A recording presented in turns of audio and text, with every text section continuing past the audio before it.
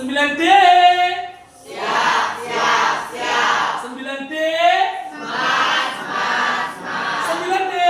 Pasti bisa, pasti bisa, pasti bisa. Oke, sudah kalian amati ya LKPD-nya ya. Ada gambar apa aja itu? Ya, cuka, minuman soda, ada lemon. Kira-kira di antara kalian 3 jenis zat itu apa? Asam. Kenapa ngandin asam?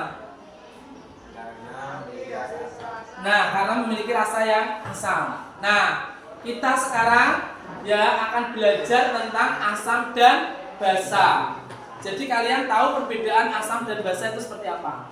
Yuk, kita cari perbedaan asam dan basa. Yang pertama, asam itu rasanya basa rasanya pahit. Ada yang tahu contoh basa apa? Sabun. Oke. Kemudian pH basa berapa? Kurang dari pH asam kurang dari 7. Kalau pH basa lebih dari 7. pH asam minimal 0 sampai 6,99 gitu ya. Kalau pH basa 7, berapa sampai 14. Batasnya 14. Semakin besar pH basa mendekati 14 berarti semakin kuat basanya. Semakin kecil pH asam mendekati 0 berarti semakin kuat asamnya. Jelas? Kemudian mengubah lakmus menjadi apa kalau asam? Merah. Kalau basa mengubah lakmus menjadi biru. Misal lakmus merah saya celupkan ke basa berarti jadi apa? Jadi biru. Kalau lakmus biru saya celupkan ke asam jadi merah. Jelas ya? Kemudian bersifat korosif untuk asam, bersifat basa untuk kaustik. Dua-duanya merusak kulit. Kemudian kalau asam itu menghasilkan ion H+, hidrogen H+ ionnya. Kalau basa menghasilkan ion OH- atau hidroksida. Kalau ada di kimia atau di bungkus-bungkus itu ada keterangan belakangnya KOH, NaOH, itu berarti basa. Kalau misalkan di bungkus-bungkus apa itu misalkan zat, berarti kalau misalkan ada HCl, berarti asam. H-nya H+, ion H+. Kemudian asam itu kalau bereaksi dengan basa menghasilkan garam. Basa itu kalau bereaksi dengan asam menghasilkan garam juga.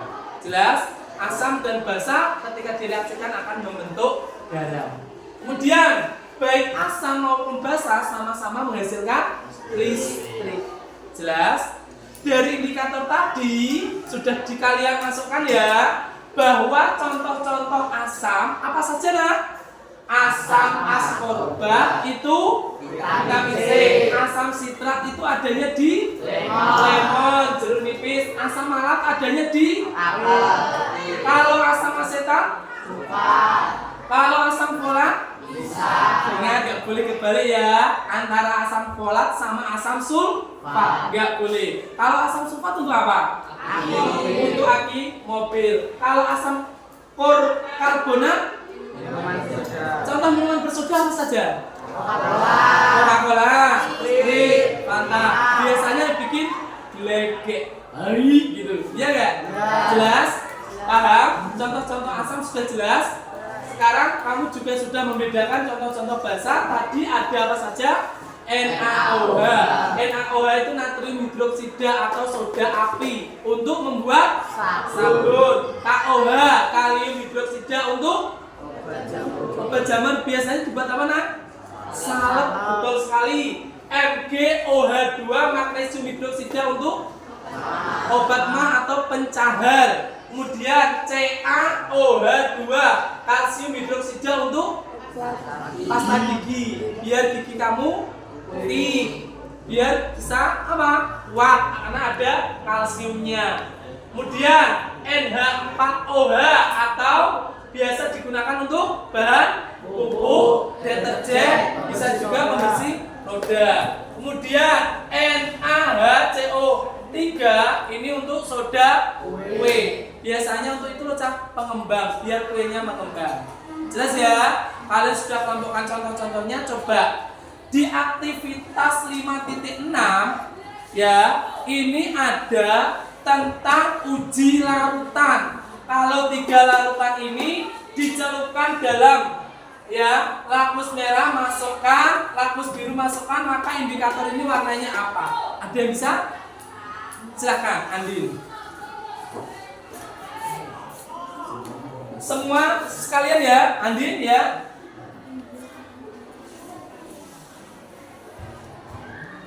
Lakmus merah tetap merah, lakmus biru jadi merah. Terus NaOH itu basah, lakmus merah jadi biru, kemudian lakmus biru tetap biru. Oke. Garam NaCl, lakmus merah tetap merah, ya. Lakmus biru tetap biru. Oke, tepuk tangannya mana untuk Andin? Oke, anak-anak, ya. HCl kan asam.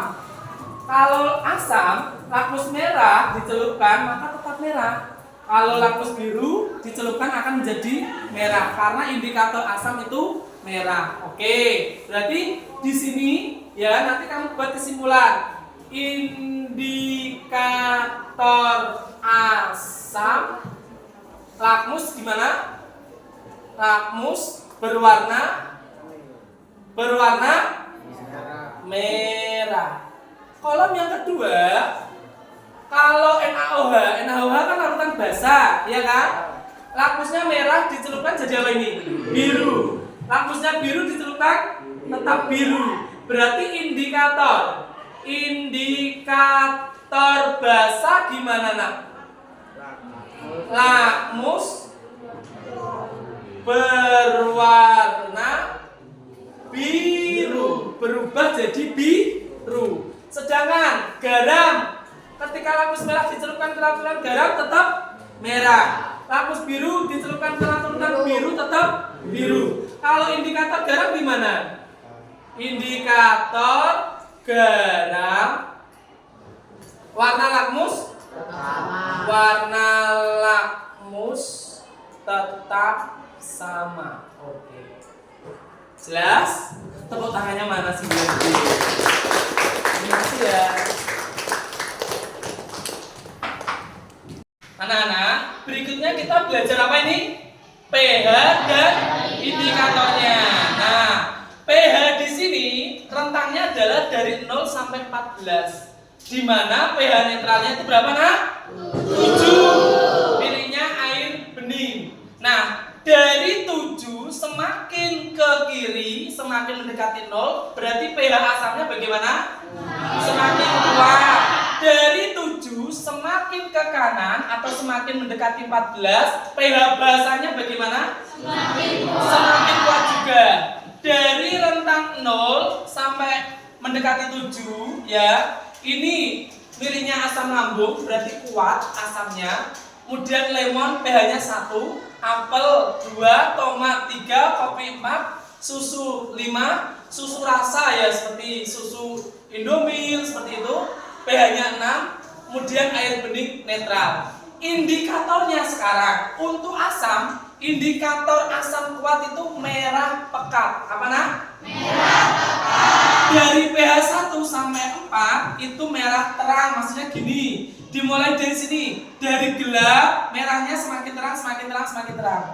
Kemudian pH 5 warnanya orange, pH 6 warnanya kuning. Itu indikator pH-nya. Nah, ini pun bisa digunakan ketika kalian percobaan menggunakan apa? Bahan-bahan yang ada seperti bunga sepatu, itu bisa. Kunyit itu bisa. Bahan-bahan alami. Sekarang kita bahas yang basah. Basah, pH 8 itu telur, pH 9 digunakan untuk baking soda, pH 10 ada sabun, 10-11 itu sabun sampo. Ada sama sabun yang pH-nya 11, sampo yang pH-nya 10 ada. Ini berkaitan pH 10 dan 11. pH 12 biasanya digunakan untuk pemutih, pembersih pakaian, penghilang noda. Kemudian pH 13-14 itu milihnya alkali pekat. Indikatornya sekarang pH 8 indikatornya itu hijau 8 sampai 10. Tapi hijaunya dari terang ke gelap. Semakin ke kanan hijaunya semakin gelap, semakin hijau tua. pH 11 indikatornya apa? Biru. pH 12 sampai 14 itu ungu. Tapi ungunya dari terang ke gelap. Semakin ke kanan warna ungunya semakin gelap. Berarti pH 14 warnanya adalah ungu gelap. Paham nak? Jelas? Ada pertanyaan? Oke. Selanjutnya, reaksi netralisasi. Namanya aja netralisasi, berarti menetralkan. Asam dan basa akan menghasilkan produk berupa garam dan air. Di sini HCl itu asam klorida, ketika dilarutkan dengan natrium hidroksida atau NaOH, maka akan menghasilkan NaCl atau garam dan H2O atau air. Nah, di sini implementasinya di mana? Di yang pertama, ketika kalian sakit mah, asam lambungnya berarti naik kan? Berarti tinggi asamnya kan? Berarti dinetralkan dengan antasida atau obat mah. Menetralkan asam lambung berlebih dengan obat mah dengan kandungan apa nak? MgOH2. Ini basa. Nah, di sini karena asam berlebih 2HCl, maka penetralnya adalah basa MgOH2 atau magnesium hidroksida, sehingga nanti yang dihasilkan di lambung menjadi apa? MgCl2 atau magnesium klorida dan H2O atau air. Paham? Sehingga tidak sakit mah lagi karena sudah netral. Jelas? Selanjutnya di sini ada menyembuhkan sengatan tawon. Ingat, sengatan tawon itu menghasilkan apa nak? Mengandung asam format. Karena ini asam, berarti penetralnya harus basa. Nah, dinetralisir dengan baking powder atau baking soda. Ini dua kandungan ini adalah basa. Ketika kalian ditutup tawon, disengat tawon, hasilnya baking powder atau baking soda. Karena itu akan menetralkan racun. Jelas? Paham? Yang kedua sudah. Sekarang yang ketiga, dimanfaatkan untuk pengolahan tanah. Tanah itu ada dua jenis. Ada tanah asam, ada tanah basah. Kalau tanahnya asam, kalau tanah tersebut asam, maka harus dinetralkan dengan apa? Basa. Basanya apa? Kalsium oksida dan hidroksida. Jelas? Itu kalau tanahnya asam, penetralnya berarti basa. Kalau tanahnya basah, penetralnya berarti apa? Asam. Dari mana? Dari kompos dan pupuk fosfat. Jelas nak? Paham? Berarti belajar asam basa hari ini sangat bermanfaat bukan? Tepuk tangannya mana untuk 9.